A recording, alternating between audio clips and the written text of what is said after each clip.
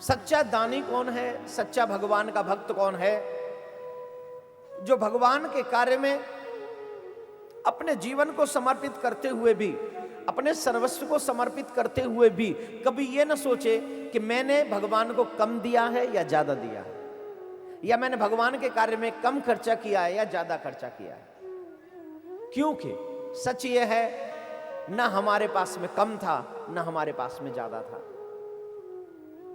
कम और ज्यादा हमारे पास में पहले तो कभी न था। जब हम जन्म लेकर आए थे तो खाली हाथ आए थे, और जब हम जाएंगे तो खाली हाथ जाएंगे। फिर ये तो तूने भगवान ने तुझे यहां प्रसाद दिया है, अब उस प्रसाद का उपयोग तुझे कैसे करना है ये तुझे डिसाइड करना पड़ेगा। बोलो राधे राधे। राजा बलि को छलने के लिए क्यों गए भगवान? क्योंकि राजा बलि ने देवराज इंद्र का इंद्रासन छीन लिया। लड़कर देवताओं को लड़कर युद्ध में निर्बल कर दिया, उनको भगा दिया और उनके राज्य को छीन लिया। तब देवताओं ने प्रार्थना की, तब मेरे प्रभु वामन भगवान बनकर, वामन अंगुल के बनकर उन देवताओं का हक उनको दिलाने के लिए, तो राजा बलि को छलने के लिए। क्यों? क्योंकि राजा बलि बहुत बड़ा दानी था, इसलिए भगवान उनके द्वार पर भिक्षुक बनकर गए। जो सच्चे दानी होते हैं ना, जो कभी भी दान देते समय ये नहीं सोचते कि कम है कि ज्यादा है, या दान देने वक्त ये नहीं सोचते कौन है, बड़ा है कि छोटा है, मांगने वाला बड़ा है कि छोटा है। ऐसे लोगों के द्वार पर एक दिन या तो भगवान जरूर आते हैं, या फिर भगवान अपने बहुत बड़े विशेष दूत को उसके द्वार पर भेज देते हैं। या तो स्वयं आएंगे या अपने दूत को भेज देंगे। तो राजा बलि जैसा दानी तो स्वयं भगवान को आना पड़ा, और राजा से कहा, देखिए जीव के पास 3 वस्तुएं, तन मन धन। कहते हैं ना, तन मन धन सब तेरा, तेरा तुझको अर्पण क्या लागे मेरा। तन मन धन सब तेरा है, सब तेरा तुझको समर्पित है। कैसे समर्पित है? ये राजा बलि से सीखिए कि ये सर्वस्व कैसे समर्पित किया जाता है।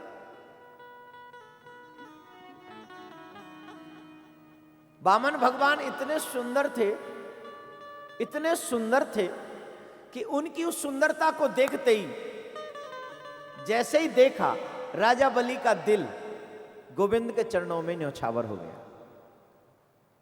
उनका मन, उनका हृदय, हृदय में मेरे गोविंद ने अपना मंदिर बना लिया। वैसे अपने नैनों को कभी समझाया करो, इन आंखों को ना समझाया करो इनको, कि बजाय दुनिया को देखने के, अरे दिन में कभी तो 2 बारी कम से कम दुनिया बनाने वाले को देख लिया कर। और जब तू 2 बारी दुनिया बनाने वाले को देखने लग जाएगा ना दिन में, तो मैं सच कहता हूं फिर तेरे नैनों को दुनिया अच्छी नहीं लगेगी मेरे प्यारे, कभी भी अच्छी नहीं लगेगी। ताली बजानी है तो बंदर की तरह है ना, जोर से कोई सुन ना ले। वैसे भी ना दर्द होता है एक्चुअली, ऐसे जोर से मारेंगे तो दर्द होगा कि नहीं होगा?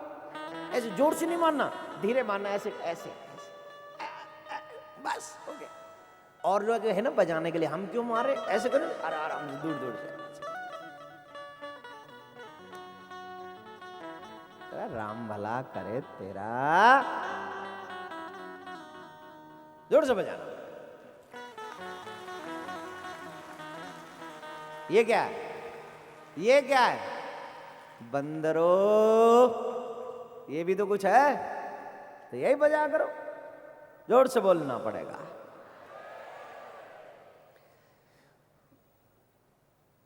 राजा बलि ने जैसे ही वामन भगवान का दर्शन किया, दर्शन करते ही, दर्शन जैसे ही हुआ, राजा बलि के हृदय में गोविंद का निवास हो गया। अब राजा बलि के नैन चाहते हैं कि ये जो छवि मेरी नजरों के सामने आई है, ये मेरे को छोड़ के न जाए, इस छवि का मैं अवलोकन करता रहूं। अब वामन भगवान बोले, भिक्षाम देहि, भिक्षाम देहि, भिक्षा दीजिए। हम देते किसको हैं? कुछ भी विचार, धन, कोई वस्तु या कुछ भी, हम किसको देते हैं? जिसको हम प्यार करते हैं, जिसको हम अपना समझते हैं, उसको देते हैं। राजा बलि का मन जैसे ही भगवान के चरणों में न्यौछावर हुआ, भगवान बोले भिक्षाम दे, उपयुक्त समय है, पहले किसी को अपना बनाओ, उसके बाद उससे मांगो, अच्छा मिलेगा। ये अंदाज भगवान का ही दिया हुआ है। हम लोग जितना अपने बेटे को दे सकते हैं, पड़ोसी के बेटे को देंगे? जितना अपने मित्र को दे सकते, क्या पड़ोसी के मित्र को देंगे? जितना अपने माँ बाप की सेवा कर सकते, क्या पड़ोसी के माँ बाप की सेवा कर सकते हैं? क्योंकि वो अपने हैं, इसलिए तो पहले किसी को अपना बनाना पड़ेगा। वामन भगवान ने पहले राजा बलि को अपना बनाया, मोह लिया, अपना बना लिया, और अपना बना लेने के बाद मेरे प्रभु कहते हैं भिक्षाम देहि, अब भिक्षा दो। बोले क्या चाहिए? बोले अधिक नहीं चाहिए, 3 पग भूमि चाहिए। राजा बलि मुस्कुराने लगा, महाराज आप छोटे से हो, शायद आपने बोलने में थोड़ा जल्दी कर दिया है, बोलने में थोड़ा जल्दी कर दिया है, हड़बड़ी में शायद भूल गए हो, जल्दबाजी में भूल गए हो, तो दोबारा मांग लीजिए, दोबारा मांग लीजिए। क्यों?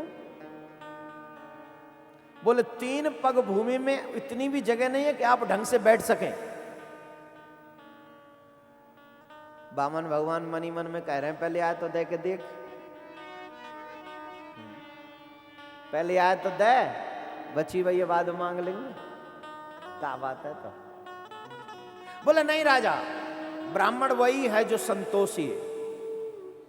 एक बात कहना चाहूंगा ब्राह्मण समाज के लिए, आज हमारे भारतवर्ष में ब्राह्मणों का उतना मान नहीं रहा जितना पहले हुआ करता था, लेकिन मुझे लगता है कि ब्राह्मणों को भी थोड़ा सा संतोषी होना पड़ेगा। कई बार हम लोग देखते हैं ब्राह्मणों को ही कि जजमान सामने आ गया तो बस है? और सही भी है। अब ये जजमान दोबारा कब शादी होगी इसके घर में क्या मालूम, यही यज्ञ दोबारा कब करवाएगा क्या मालूम, लेकिन ऐसा नहीं। संतोषी सदा सुखी, लोभी सदा दुखी।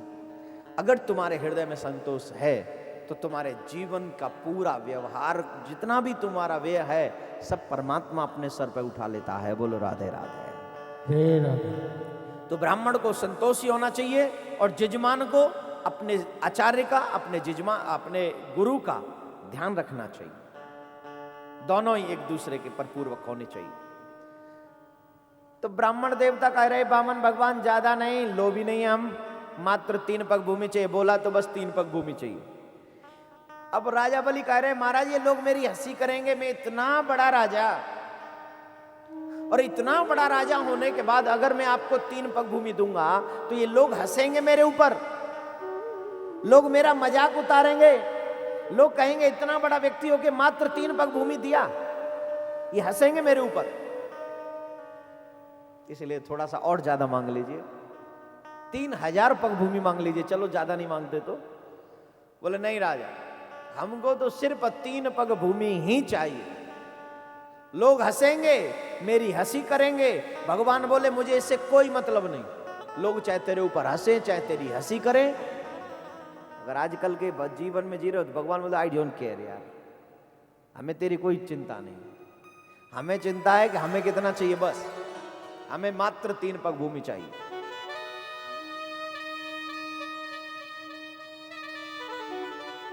भगवान ने बोले 3 पग भूमि, राजा बोले ठीक है 3 पग भूमि लीजिए। उसी समय शुक्राचार्य जी आ गए। शुक्राचार्य जी आ गए और शुक्राचार्य जी बोले क्या करते हो? बोले इनको मैं भूमि दान दे रहा हूं। भूमि इनको क्यों? बोले ये मेरे से मांगने आए हैं, तुम जानते हो ये कौन है? बोले नहीं। वो जना दूं? बोले जानने की आवश्यकता कहां है भगवान, मांगने वाला तो भिक्षुक होता है, भिक्षुक अतिथि होता है। अतिथि हो या भिक्षुक, अगर हमसे कुछ अपेक्षा रखता है तो उसकी अपेक्षा को पूर्ण करना चाहिए, उसकी इच्छा को पूर्ण करना चाहिए। ये गृहस्थी का धर्म है। तो महाराज मेरे द्वार पर एक अतिथि आया है, उसको ना दूं तो ये पाप होगा, दे दूं ये पुण्य होगा। 3 पग भूमि मांगते हैं, इसलिए 3 पग भूमि देना जरूरी है। गुरुजी बोले भैया देने से पहले समझ ले ये कौन है। बोले कौन है? बोले त्रिलोकीनाथ है, भूमि भार हरण करने के लिए हमेशा प्रकट होते हैं। आज भूमि भार हरण करने के लिए नहीं आए, आज तेरा सर्वस्व हरण करने के लिए आएंगे।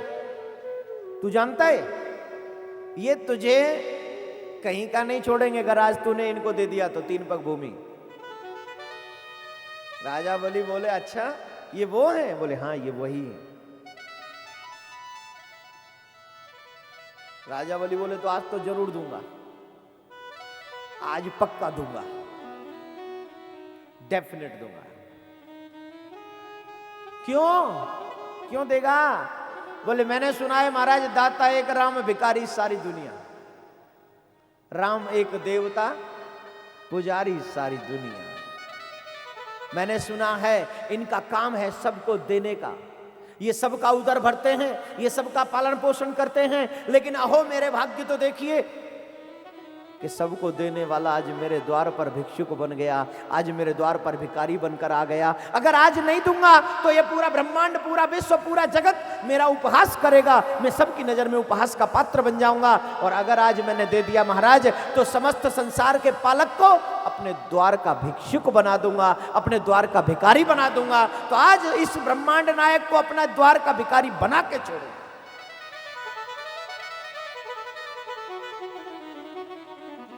शुक्राचार्य जी बोलते तेरा सर्वस्व हरण कर लेंगे। बोले मेरा है ही क्या? तेरा सर्वस्व चला जाएगा। बोले मैं लाया ही क्या था? तेरे पास कुछ शेष नहीं बचेगा। बोले मेरा है ही नहीं। बोले गुरु आज्ञा देते हैं फिर भी तू नहीं मानता। बोले गुरु का कार्य है गोविंद से मिलाना, और आपने अपना कार्य कर दिया। अब मेरे सामने गोविंद खड़े हैं। अब गुरु गोविंद दो खड़े, काके लागू पाए, बलिहारी गुरु आपने जो गोविंद दियो मिलाए। आपने गोविंद मिला दिया, अब गोविंद निराश न जाए, ये मेरी जिम्मेवारी है महाराज।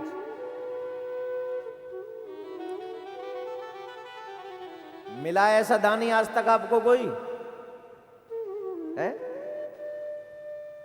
कोई भी ऐसा दानी मिला है जो सब जानता हो कि मेरा सर्वस्व हरण होगा, उसके बावजूद भी दान देने को तैयार हो? मिला है? इतिहास में बहुत कम लोग ऐसे होते हैं। बोले लीजिए महाराज संकल्प करिए। और भगवान जब संकल्प करने लगे, शुक्राचार्य जी कमंडल की टोंटी में बैठ गए। कमंडल की टोंटी में बैठे, बोले ना जल निकलेगा ना संकल्प होगा। वैसे ब्राह्मण भी बेचारे क्या करें, एक तो कोई ब्राह्मण को देता नहीं, अगर कोई देने भी लग जाए तो रोकने वालों की लाइन ज्यादा हो जाती है?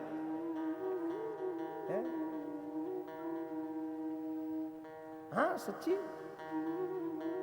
पहले ही पूछ ले, कथा जब कोई कहते ना कथा करवाने, महाराज जी बोला करवाओ भैया अच्छी बात है। बोले क्या लेते? सबसे पहली बात तो यहां आ जाती, क्या लेते? अरे भाई हम कुछ नहीं लेते यार, तू कथा करा बस आनंद कर। अच्छा कुछ नहीं लेते? बोले आ जाओ फिर। हमारे व्यवस्थापक कहते थे जब मंडली का ये खर्चा है, माइक का ये खर्चा है, उसका ये खर्चा। अच्छा तो दूसरे बोलेगा ले इतने में तो फलाना महाराज आ जाएगा। यार चलने दे, कुछ होने दे, काहे को शुक्राचार्य बन रहा है तू? अब बताइए इतना सुंदर ये पंडाल बना है, इतना सुंदर मंच बना है, इतनी सारी व्यवस्थाएं हैं, खर्चा नहीं होगा? है? होता है नहीं? अब इतना सारा खर्चा आप करो। बोले महाराज जी की कथा में इतना खर्चा हो गया, अब मैं थोड़ी ले गया वो है? ये मैं ले गया। अब टेंट वाला आया, वो टेंट वाला भैया ले जाए, लाइट वाला वो ले जाए। ये सब जोर से बोलना पड़ेगा। धर्म में धन आवश्यक है, धर्म के कार्य करने के लिए धन की उपयोगिता है, और धन भी वही है जो धर्म में लगे।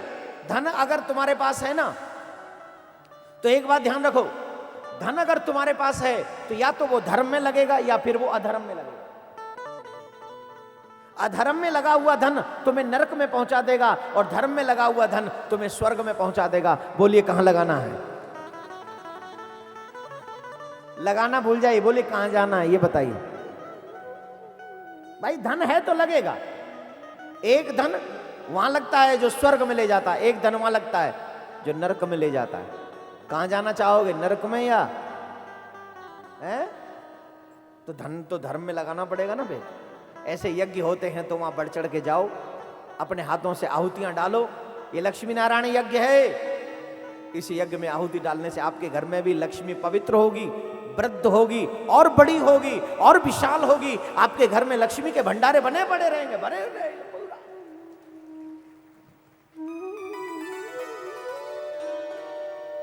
ये लक्ष्मी नारायण महायज्ञ मेरे भाई बहन, इसलिए जरूर जाना चाहिए। धर्म को करना है तो धन खर्चा करना पड़ता है, लेकिन जानबूझकर भी, जिसको पता हो कि मेरा सर्वस्व हरण करने आए हैं, उसके बावजूद भी जो देने को तैयार हो जाए वो राजा बलि। शुक्राचार्य रोक रहे, मत दो। भगवान बोले कमाल का आदमी, लेने को मैं ले रहा हूं, देने को ये दे रहा है, और देखने वाले वैसी तकलीफ हो रही है। एक तिनका लिया, तिनका, और वो तिनका लेकर कमंडल की टोंटी में डाल दिया,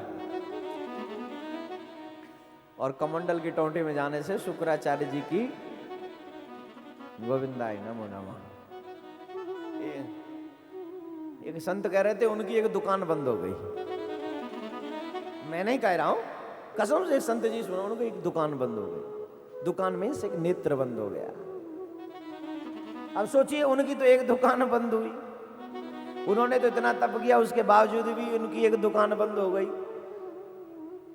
और अगर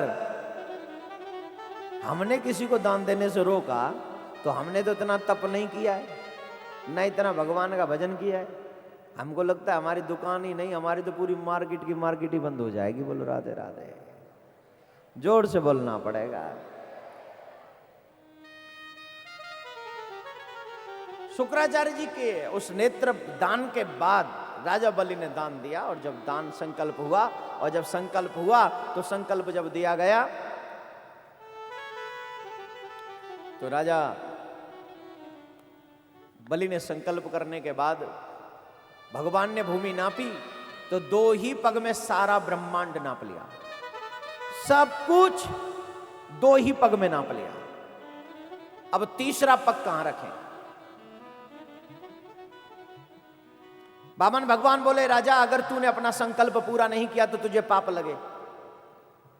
अगर तू चाहता है तुझे पाप न लगे, तुझे पुण्य लगे, तो अपना बता, अब ये तीसरा पग कहां रखूं? बता कहां रखूं तीसरा पग?